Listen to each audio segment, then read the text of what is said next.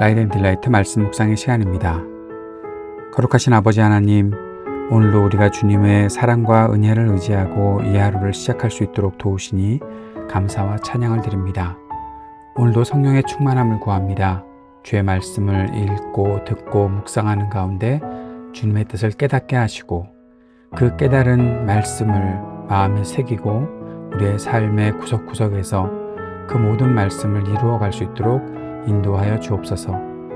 우리의 연약함을 아시는 주님, 우리를 긍휼히 여겨주시고 능력의 손으로 우리를 붙잡아 주시고 우리가 오늘도 주님 앞에서 주님을 온전히 예배하며 주님의 놀라우신 그 은총을 찬양하고 선포하며 살아가게 하여 주옵소서. 오늘도 우리와 동행하시는 주님께 찬양과 감사를 올려드리며 예수님 이름으로 기도드립니다. 아멘. 오늘은 누가복음 19장 28절에서 48절까지 말씀을 함께 읽고 묵상하겠습니다. 누가복음 19장 28절에서 48절 말씀입니다. 이런 것들을 말씀하시고는 예수님이 앞장서 가시며 예루살렘으로 올라가고 계셨다. 올리브산이라고 불리는 산의 기슭에 있는 벳바게와 베다니에 가까이 이르셨을 때 일어난 일이다. 예수님이 제자 가운데 2명에게 일을 맡겨 보내셨다. 그러면서 말씀하셨다. 맞은편 마을로 가세요. 그곳에 들어가면 어린 나귀 한 마리가 매여 있는 것이 눈에 띌 겁니다. 여태껏 어떤 사람도 탄 적이 없는 나귀예요. 그 나귀를 풀어서 데려오세요.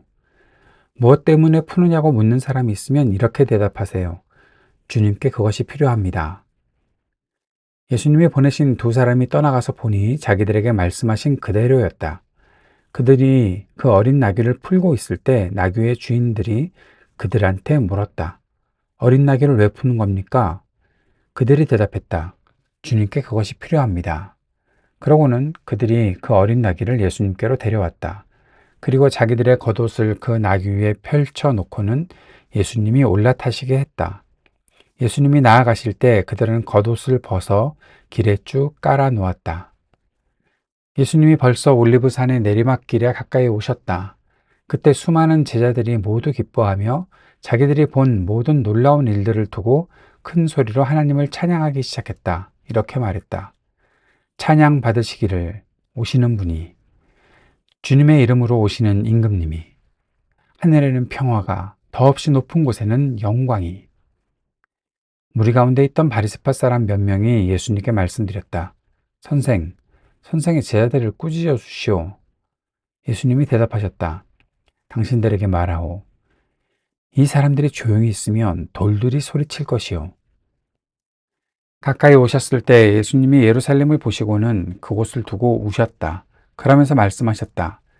이날에 바로 너도 평화에 도움될 일들을 알았더라면. 그러나 지금 너의 2눈에는 감추어져 있구나. 이런 날들이 너한테 들이닥칠 텐데 너의 원수들이 너에게 맞서 성벽을 둘러치고 너를 빙 둘러싸고 사방에서 너를 옥죄할 것이다. 그들이 너와 내 안에 있는 자식들을 땅바닥에 내동댕이 칠 것이다. 내 안에 있는 돌 하나도 돌 위에 남겨두지 않을 것이다. 하나님이 너를 살펴주시는 때를 내가 알지 못했기 때문이다. 예수님이 성전으로 들어가셔서 장사꾼들을 내쫓기 시작하셨다. 예수님이 그들에게 말씀하셨다. 성경에 이렇게 적혀 있어. 나의 집은 기도의 집이 될 것이다. 그런데 바로 당신들은 이곳을 강도들 소굴로 만들어 버렸소. 예수님이 날마다 성전에서 가르치고 계셨다. 대제사장들과 율법학자들은 예수님을 없애버리려고 방법을 찾고 있었다. 백성의 우두머리들도 함께했다. 그러나 그들은 무엇을 해야 할지 답을 찾아내지 못했다. 백성이 모두 매달려 예수님 말씀을 듣고 있었기 때문이다. 오늘 우리가 누가복음 19장 28절에서 48절까지의 말씀을 함께 읽었습니다. 이 말씀에는 이제 예수님께서 예루살렘으로 올라가시는 장면이 나타나 있고 그 안에서 예수님께서 하셨던 일들, 그리고 백성들의 반응, 바리새파 사람들의 반응 등이 나타나 있는 것이 40절까지, 그리고 예수님께서 예루살렘을 보시며 우셨던 장면이 또 44절까지 있고, 그리고 마지막으로 예수님께서 성전에서 매매하는 사람들을 내쫓으시면서 우리가 보통 성전 정화 사건이라고 말하는 그 일이 나타나 있습니다. 자, 먼저 우리가 예수님께서 예루살렘에 입성하시는 장면을 한번 살펴보죠. 예수님은 왕으로 그 예루살렘 성전을 향해 가고 계시는 겁니다. 예수님께서 왕으로 성전에 가신다. 그런데 예수님께서 화려한 군마를 타고 가시는 것이 아니라 나귀 새끼, 아무도 타본 적이 없는 나귀 새끼를 타고 가시는 장면이 오늘 기록되어 있죠. 예수님께서 나귀를 데려오려고 하셨고 그 나귀를 타셨습니다. 이것은 단순히 예수님이 뭐 나귀를 좋아해서 타신 것도 아니고 그저 그냥 자신을 낮추시려고만 하셨던 것이 아니라 사실 이것은 스가랴 예언자가 스가랴 9장 9절에서 이미 예언했던 말씀을 예수님께서 성취하시는 겁니다. 다시 말하면 예언자를 통해서 이 땅을 구원하시는 메시아가 오셔서 왕으로 등극하실 때 그는 겸손한 마음으로 또 평화를 이루고자 하는 마음으로 나귀를 탈 것이다 라고 예언한 그 말씀을 예수님께서 성취하셨다는 겁니다. 예수님께서 하시는 모든 일은 말씀의 성취입니다.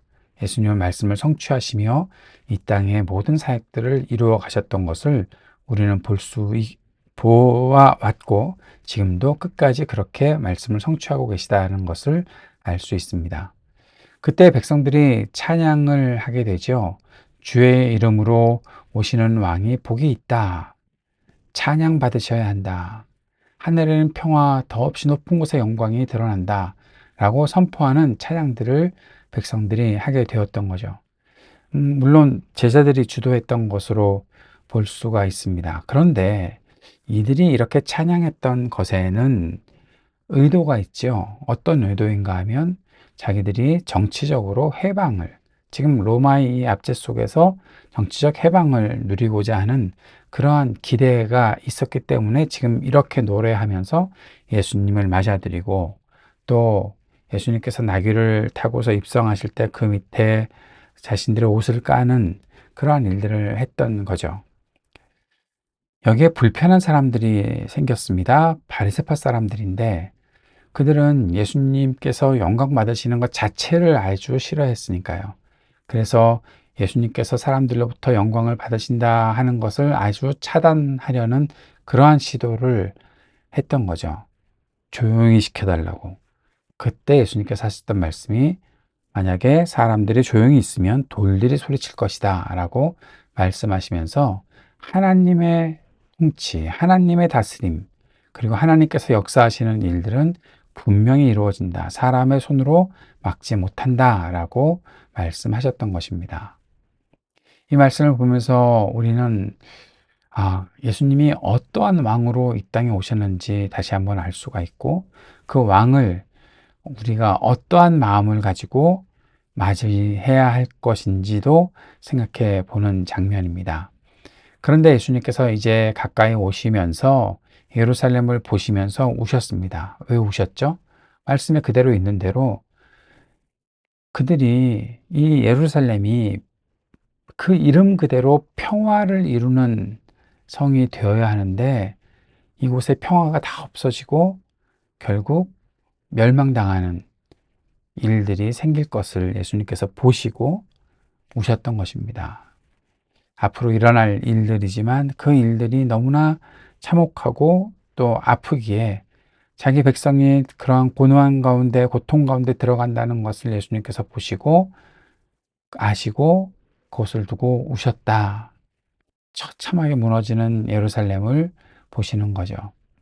그리고 나서 성전에 들어가셨을 때 장사꾼들이 있었고 그들을 내쫓으십니다. 그들은 어떤 장사를 했나 하면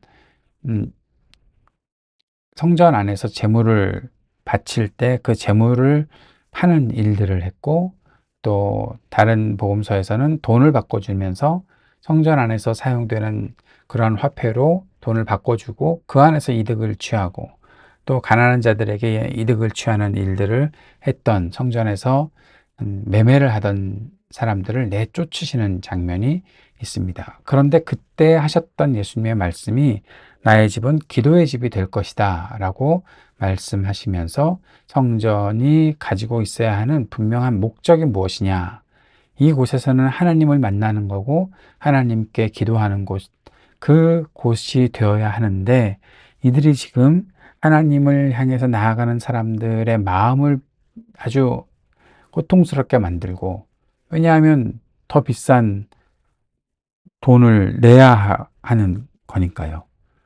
그렇게 만들어 버렸으니까요. 거기서 수수료 다 자기들이 떼어 먹는 일들을 하게 되었으니 예수님께서는 그들에게 강도의 소굴을 만들었다. 하나님 앞에 온전히 제사하고 주님을 섬기겠다고 나오는 사람들이 마음속에 상처를 입게 만드는 강도의 소굴로 만들어 버렸다라고 그들을 책망하셨던 것입니다.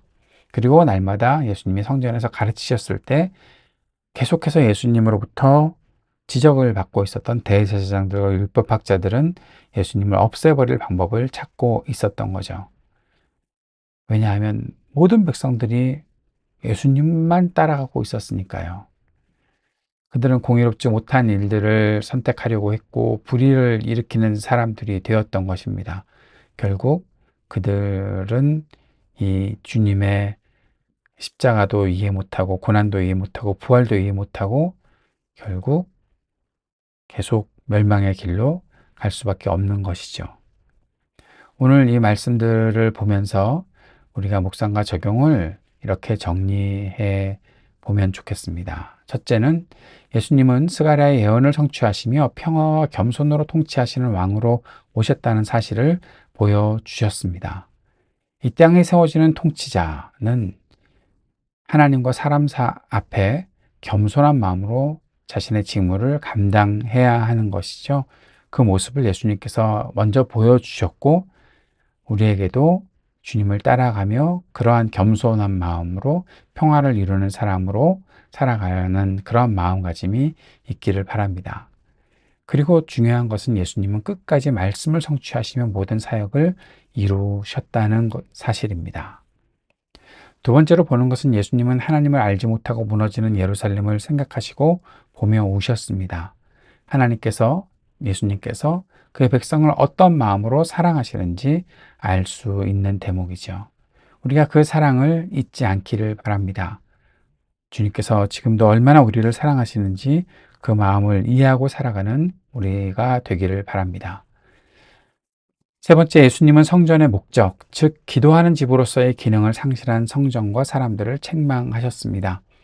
우리가 모이는 공동체가 하나님의 성전이라면 하나님과 친밀한 소통이 이루어지는 공동체를 만들어야겠지요. 그것이 우리를 세워주신 주님의 뜻이다. 그 사실을 잊지 않기를 바랍니다.